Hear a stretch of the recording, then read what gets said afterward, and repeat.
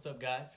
Welcome to the journey. Today, I wanted to share with you an epiphany that I had this morning with the gym. And so, I'm a direct marketer, and obviously, we've had some troubles with the iOS update, and so we've been for the last couple of months trying to find some new channels to run ads on and try to get decent lead costs back. And we've been able to land on a couple, including TikTok. So I've been doing some experimentation on TikTok, but I definitely had an epiphany this morning that I think would benefit everyone. And so what that was is that we started a campaign last night around 6 p.m.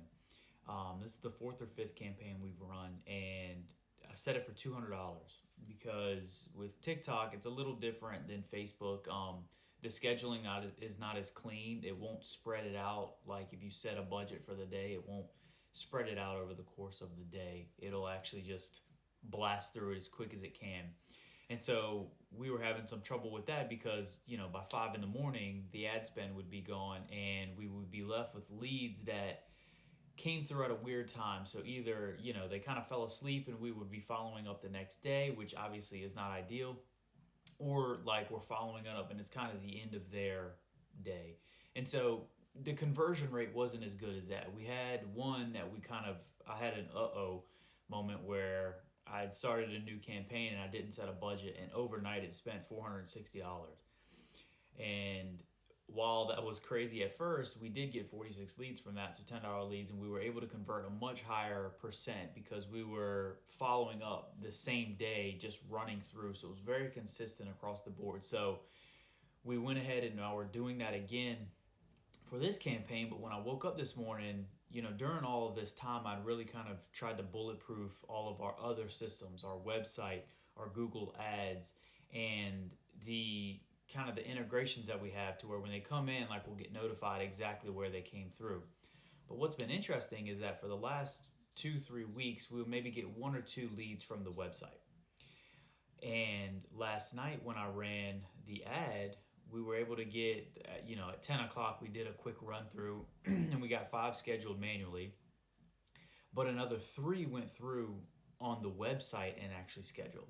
So they popped off the TikTok, went to Somnium's website, and then scheduled there. And there was also one that was also very interesting, that a Google ad. So we had one come through off of TikTok and then go search on Google Somnium.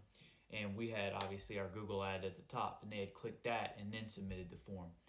And so there's 2 things here that I realized. One, doing direct marketing right now and trying to get a very direct traffic source is not as streamlined as it used to be. Like, we can attribute only those 5 to TikTok, but in reality, that traffic generated 9 schedules in that first 3 hours. And so I think that's a huge deal because that's almost double. That shifts the numbers and the conversion quite drastically.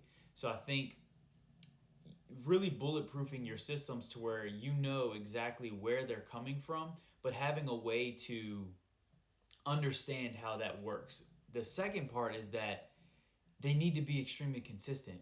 So what I did was that we found that TikTok was the instant form is how we run our ads on TikTok.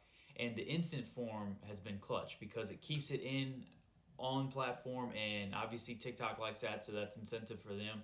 They get paid for it, but also it was converting really well. And so I took that exact instant form that we had built and made a landing page out of it. And so when anybody clicked on any kind of outbound marketing that we were doing, it would take them to the landing page. And so that looked exactly like TikTok. It was very simple, 5-question form, and then it had our questionnaire, and then or application, I should say, and then obviously name, number, and email. But we also built that for Google Ads.